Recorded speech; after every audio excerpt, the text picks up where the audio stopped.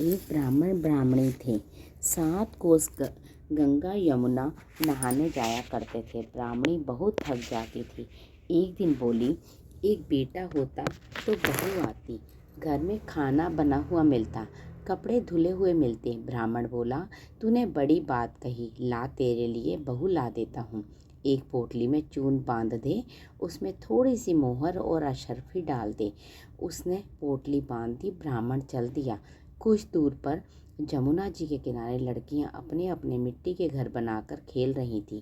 उनमें से एक बोली, मैं तो अपना घर नहीं बिगाड़ती, मुझे तो रहने को चाहिएगा। ब्राह्मण को वही लड़की मन भा गई। अपने मन में सोचने लगा, यही एक समझदार सी लड़की है। वह उसके पीछे पीछे हो लिया। जब वह घर पहुंची तो बोला, बेटी मैं भूखा हूँ, अपनी माँ से पूछ ले, मेरी 4 रोटी पो देगी क्या? कार्तिक का महीना है, मैं किसी के घर की रोटी नहीं खाता। मेरे पास यह चून है, अपनी माँ को दे दियो और माँ से कह दियो कि चून छान लेगी। अच्छी बात है बाबा। उसने अपनी माँ से कहा कि माँ, बाहर बाबा बैठा है, उसकी रोटी बना दो, आटा छान लेना। उसने आटा छाना, उसमें मोर अशर्फी निकली। वह बोली, इस जिसके आटे में इतनी मोर अशर्फी है, उसके घर में कितनी होगी? जब बाबा रोटी खाने बैठा, उसकी माँ बोली, बाबा तुम लड़के की सगाई करने जा रहे हो? बाबा कहने लगा कि मेरा लड़का तो काशी जी पढ़ने गया हुआ है, अगर तुम कहो तो खंडे कटारे से तुम्हारी लड़की को ब्याह के ले जाऊं। अच्छी बात है बाबा। वो ब्याह करके ले आया। आकर बोला, रामू की माँ, किवाड़ खोल, देख मैं तेरे लिए बहू लाया हूँ।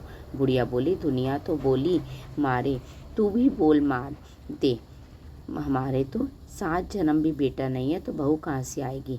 ना तू किवाड़ खोल। उसने किवाड़ खोल देखा तो सामने बहू खड़ी है। सास आदर सत्कार से बहू को अंदर ले आई। बुढ़िया नहाने जाती, बहू सारा काम करती, खाना बनाती, कपड़े धोती, रात को उनके पाँव दबाती। इस तरह से बहुत समय निकल गया। सास बोली, बहू चूल्हे की आँच ना बुझने दियो, मटके का पानी ना ख़त्म होने दियो। एक दिन चूल्हे की आँच बुझ गई। भागी भागी बहू पड़ोस में गई।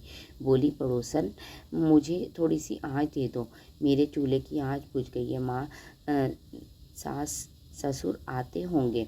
सुबह 4 बजे के गंगा यमुना नहाने गए हुए हैं। पड़ोसन ने कहा, तू तो बावली है, तुझे ये यूं ही उठाकर ले आए हैं। इनके तो 7 जन्म भी कोई बेटा नहीं है तो बहू कहाँ से आएगी? बहू बोली, ना इनका बेटा तो काशी जी पढ़ने गया है। बोली, ना झूठ बोल रहे हैं। बोली, तो अब मैं क्या करूं? उसने कहा, जली फूकी रोटी कर दे, अलूनी दाल कर दे, खीर की कड़छी दाल में, दाल की कड़छी खीर में कर दे। उसको पड़ोसन की सीख लग गई। उसने ऐसा ही किया। सास ससुर आए, आज ना आदर सत्कार किया, ना कपड़े दिए, खाना लगा दिया। सासू बोली, बहू को पड़ोस की सीख लग गई है। रात को सो गई, सुबह भागी भागी पड़ोस में गई। अब क्या करूं? बोली, 7 कोठों की चाबी मांग ले। जब सासू जाने लगी तो आगे अड़कर खड़ी हो गई। बाद में जाना, पहले मुझे 7 कोठों की चाबी दो। ससुर बोला, दे दो, आज भी इसका कल भी इसका, आज मरी कल दूसरा दिन। पीछे से बहू ने कोठे खोल के देखे।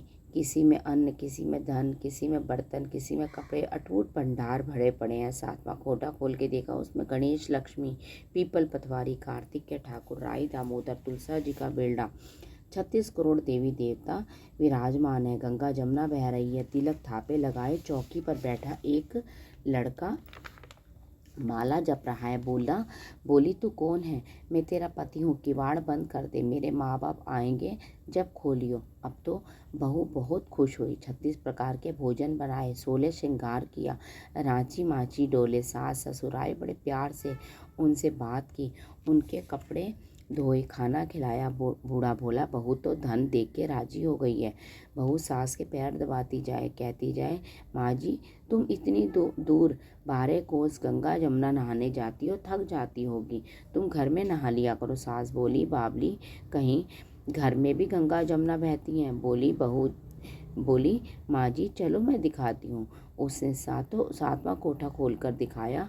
उसमें गणेश, लक्ष्मी, पीपल पतवारी, तुलसा, कार्तिकेय ठाकुर, राई दामोदर, शिव पार्वती, 36 करोड़ देवी देवता विराजमान हैं।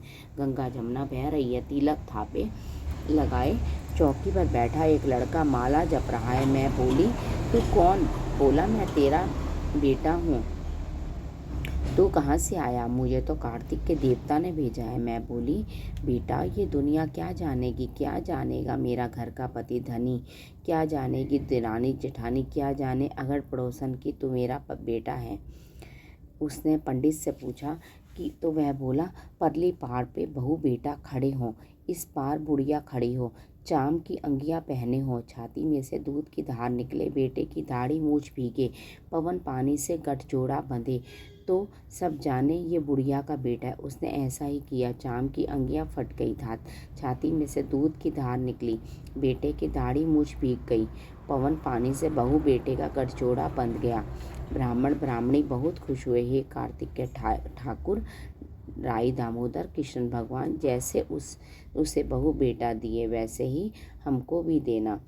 कहते सुनते हुंकारा भरते ने की इच्छाएं पूर्ण करना। हे कार्तिक के राई दामोदर ठाकुर।